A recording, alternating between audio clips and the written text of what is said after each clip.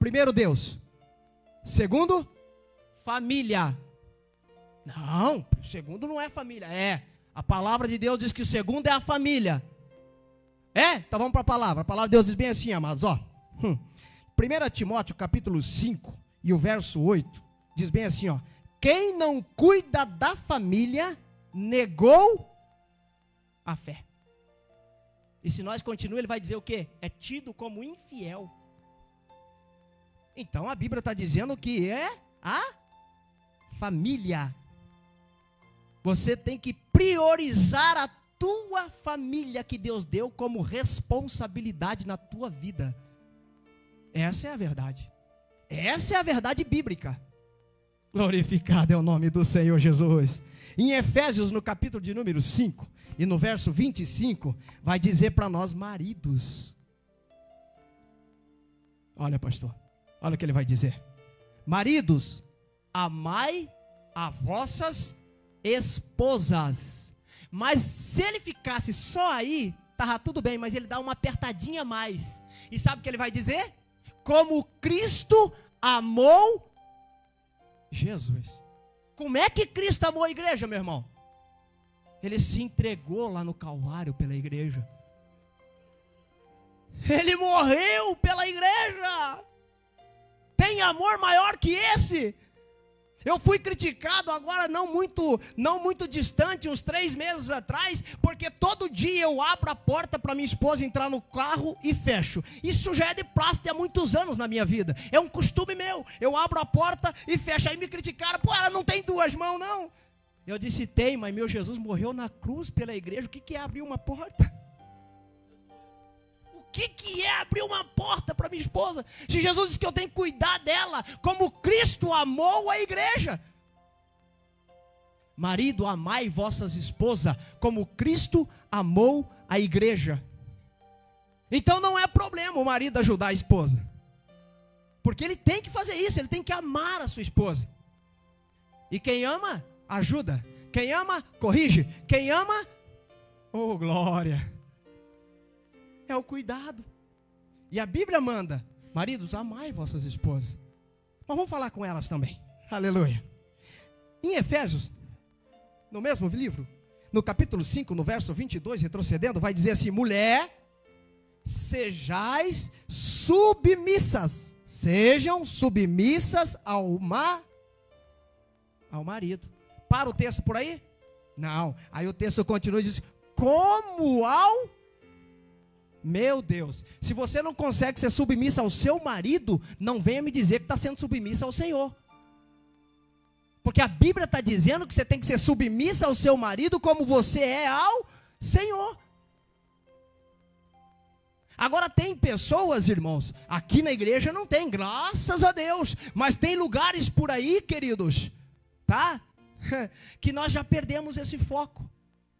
O sacerdote do lar fala, já não tem mais voz. Mulher querendo ser o homem da casa. Mas a Bíblia está mandando que você seja submissa ao vosso marido como você é ao Senhor. Agora me diz, se você é cristã, serva de Deus, como que você não é submissa ao seu marido e vem me dizer que é submissa a Deus? Pode orar, pode cantar, pode falar em língua, pode pular, saltar, profetizar. Deixa eu lhe dizer, lá no céu a resposta é, aparta-te de mim, não vos conheço. Porque aquele que não segue o que a Bíblia manda, não segue o que a palavra de Deus ordena, não tem como adentrar nos céus. Essa é a palavra de Deus sendo descrita a nós. Então, mulher, sejais submissa ao vosso marido. Aleluia. Como ao Senhor, não esqueçam. Aleluia. Aí quando eu vou lá para Efésios, capítulo de número 6, do verso 1 ao verso 4, ele vai falar sobre os conselhos aos filhos e aos pais. Vai falar dos conselhos dos filhos e aos pais. É bem verdade que nós pais, mães, tem a responsabilidade de ensinar os seus filhos, de aconselhá-lo. A única coisa que nós não vamos fazer, que quando eles chegarem num tempo deles, e esse tempo chega, você não comanda mais. Porque aí a Bíblia me dá o direito de dizer que eles têm que tomar a sua própria decisão. Ah, mas presbítero, e se a decisão dele for sair da igreja? Bom, você ensinou o caminho que deve andar? Então mesmo que sair, está aqui. Chega o momento dele voltar para a casa do Pai. Sabe qual é o maior perigo? É se nós não seguir o que a palavra de Deus manda. Agora, se você segue o que a palavra de Deus pede, fique tranquilo que Deus vai buscar teu filho onde estiver. Fique tranquilo que Deus vai cuidar. Deus vai mudar a situação. Deus vai tratar com ele, seja pelo um sonho, seja diretamente, Deus vai tratar. Mas o ensinamento que vem da tua parte, você tem que fazer. Então nós fazemos a nossa parte, irmão. Ensinar os nossos filhos. E lá vai dizer, filhos, olha os filhos que aqui estão. E todos nós somos. E eu falo para todos. Porque o papai que aqui está também é filho. Filhos, honrai os vossos pais. E é o único mandamento com promessa. Os pastores aqui me corrigem se eu estiver errado. É, pastor José? Único. Honra o teu pai e tua mãe e será abençoado na terra. Deixa de honrar e você está correndo um grande perigo de desobediência à palavra de Deus. Irmãos, eu tenho o prazer de dizer para os irmãos, e aqui o meu pastor sabe disso, porque ele já viu que eu já saí várias vezes, né, pastor?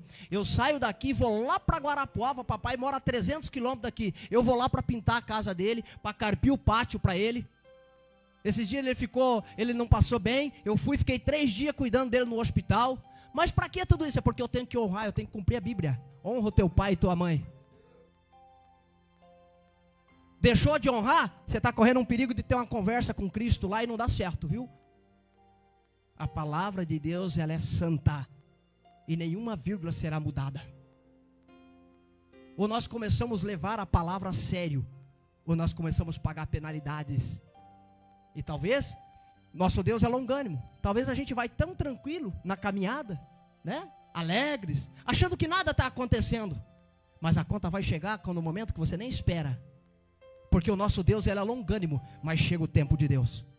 Chega o tratamento de Deus. Aleluia, Deus está falando demais conosco essa noite, aleluia. Aleluia. Então a Bíblia deixa bem claro para nós aqui.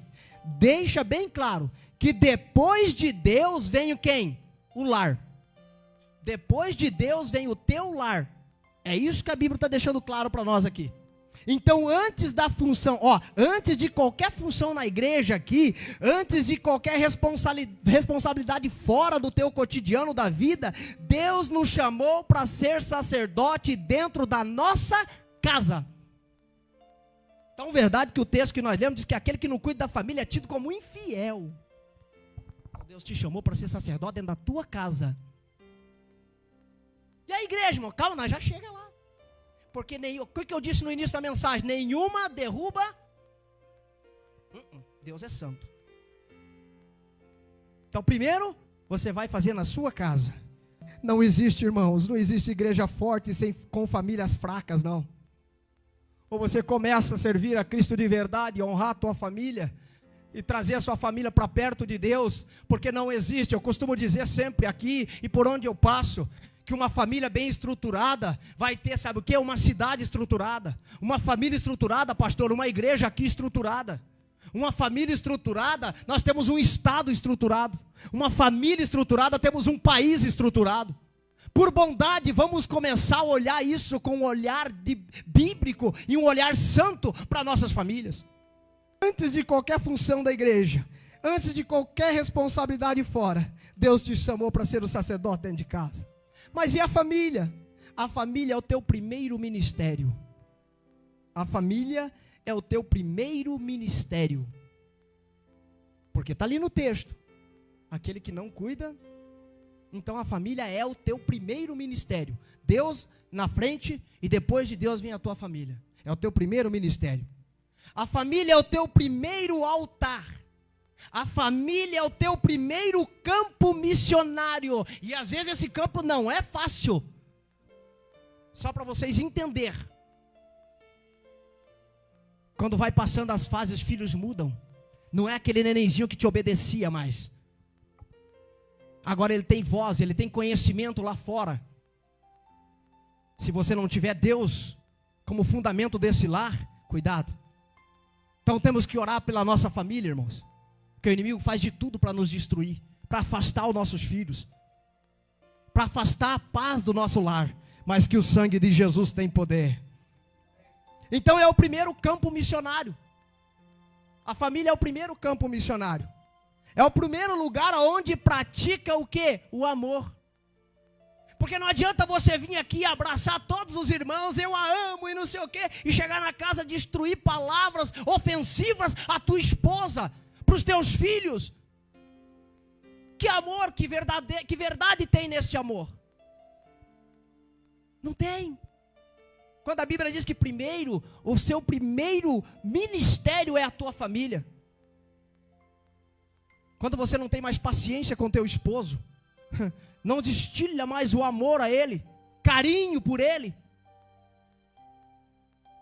como é que faz? Será que Deus está nisso? É hora de se perguntarmos. A família é onde se pratica o amor, é onde se pratica a paciência e o perdão. É na família, é lá que começa. Porque quando vocês se perdoam lá na casa, você tem paciência com o teu filho, com o teu esposo, com a tua esposa. Quando você vem para cá, você vem transformado. Porque a família inteira vem feliz. E mesmo que aquele que não venha, mas você vem feliz, porque você deixou lá na tua casa, ou que foi para o trabalho, a família feliz contigo. É na família que você tem que praticar o amor. E eu não tenho vergonha de dizer que amo para a minha família. Falo mesmo. Mas eu tenho prática. Porque palavra sem prática não é verdadeira. Eu amo a minha esposa, mas a hora que ela está precisando, você foge.